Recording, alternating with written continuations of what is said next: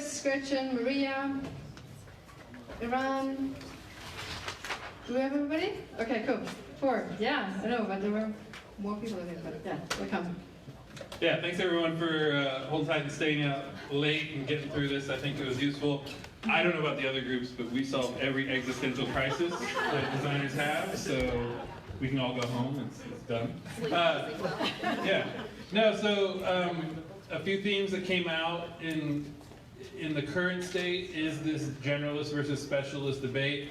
We had people put post-it notes up that said generalist seems to be the trend that's coming back, and we had people put post-it notes up that said specialist seems to be the trend that's happening. And then the everybody is a designer question came up that, you know, and we had metaphors like cook versus chef and things like that, but it was an interesting discussion. And then story and narrative came up, and it was sort of interesting that one or two people commented how it hadn't come up in any of these presentations, but it did seem like really relevant, the way the story exists in the people we listen to, the story exists in the actual things we design, there's a narrative there, and the story exists in sort of our process and how there's there. In the future state, ethics, data, and AI sort of took a lot of post-its, like a lot of people were thinking about this in the future and what that means. Obviously, when we think about data and AI, there's always going to be an ethical component, and even without that, there's an ethical component, but it becomes magnified in the future when we think about that. And then the other thing is, I don't know what this word is. Gatekeeper. Gatekeeper. Design is gatekeeper, whether that's design getting more in product business and product getting in more in design business, and design having their seat at the table, and design being like design-led organization, or some people said like a user-led organization. What does it mean? I sort of posed like, careful what you ask for, you just might get it. Like, what are the accountabilities you're taking on when you want design to be more at the, whatever the metaphor would be, the tip of the spear of how an organization is run. But that came up as a theme. And then that leads to this part, towards a design-driven organizations. And what does that really mean in the future? Is that something we actually are striving for or want?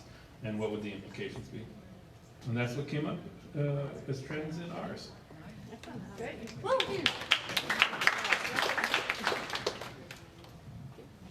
Sure. So I think that folks in my group maybe rallied around the idea of the human-centered part of us being the extensible part of us into the future. I think we talked a bit about the current state being one where we're struggling to make ourselves understood, or Sarah mentioned, like, gosh, does it feel like the joy is getting crushed out of us? It's like all very formulaic and very rule-driven, and where's the love?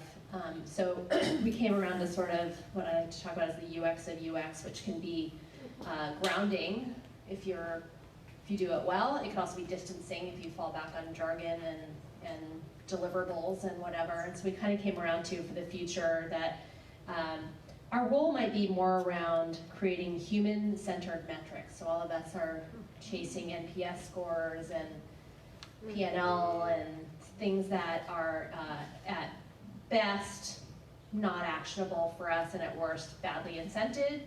Could we create a discipline around real metrics that would drive real work that we do? Those things that we know intuitively move the needle, but you get stuck in front of a suit and you're like, I don't know what the number is. The other highlight came out is like, how could we continue to be the human in the room? Each of us had stories about being confronted with people who, again, I make fun of the suits, but people who are just highly incented and highly educated toward automatonic behaviors that we can be a good counterbalance to and a good partner to. And then the focus on outcomes over outputs. And I think even as designers, we fall trapped to like, but I did my thing. I made a journey map. I made some wireframes, like done.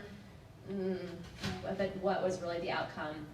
And then just to bring it home, Sarah here was when she was like the crushing, soul crushing-ness.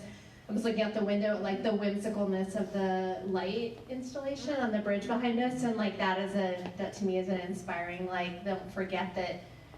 I like to say, even as digital designers, we all leave our fingerprints on stuff. right? So everything you touch, you left your fingerprints on, even if it was in pixels, and like you can bring your own version of the whimsy and the joy and the personal touch to that. So that was what we came up with.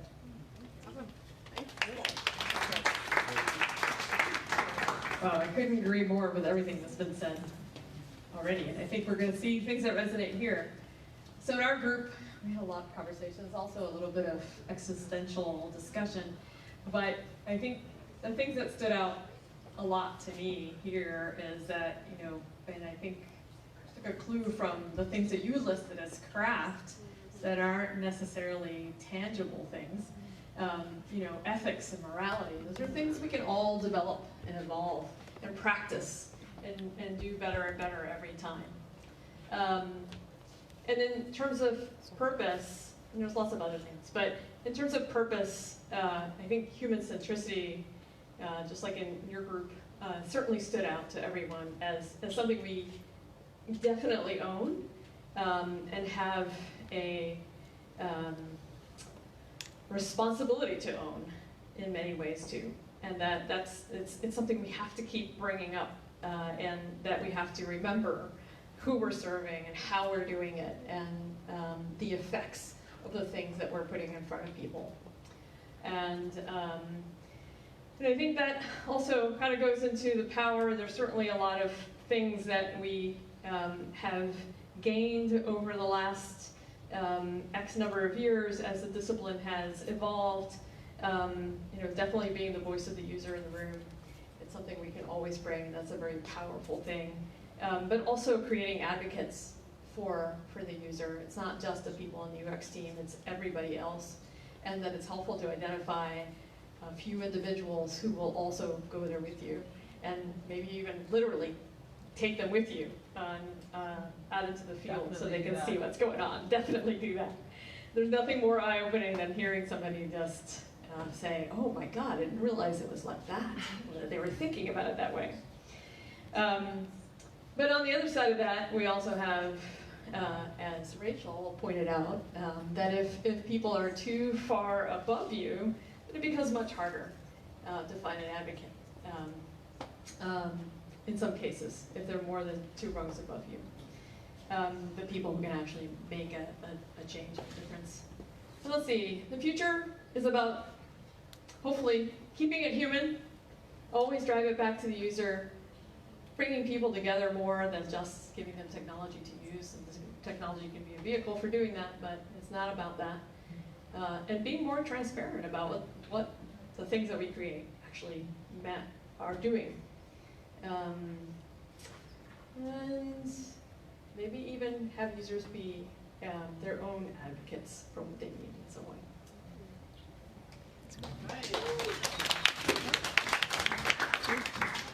Yep.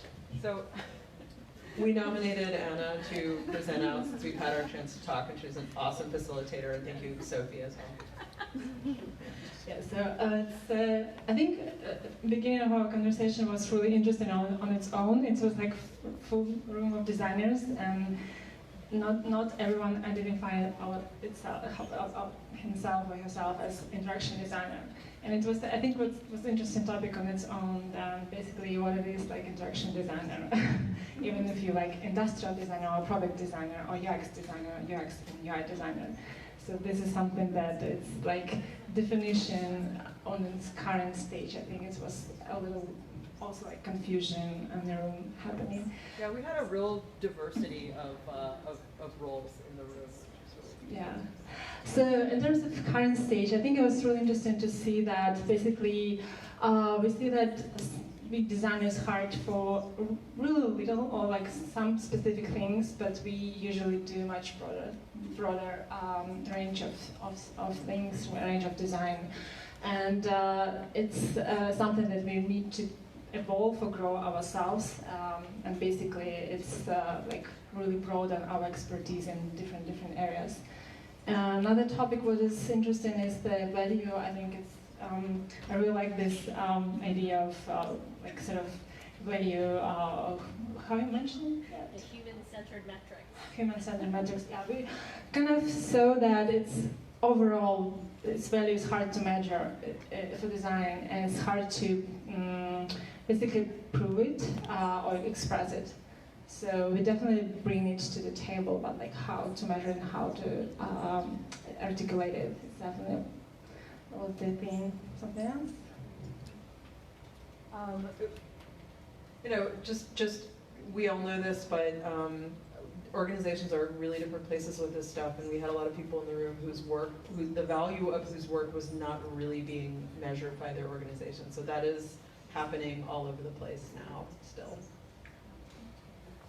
So, in moving to the future, so we had, I think we on purpose didn't discuss craft. We decided to focus more on power, and it's something I think the common themes is AI and robots take our jobs and things like that. So I think our group decided that it would be fine for the robots to take our jobs, and we will just all make art. Okay. Take it. Yeah. And yeah, another interesting fear was that everyone is designers, so like basically we're not needed because everyone become a designer and can create things. So it's so basically how we as a designer can really breathe this change and make amazing things happen and the products. It's a question. A lot of fears around that. And then we separated power and purpose into two different little mini ideations. There was a whole lot of overlap. I mean, the positive side of purpose and power look very, very similar as to the negative side. The positive vision is real breadth of impact, substantive positive change in the world. The negative is being diminished or possibly out of the job entirely, or being commodified to where you have no power or purpose. This is pretty much it.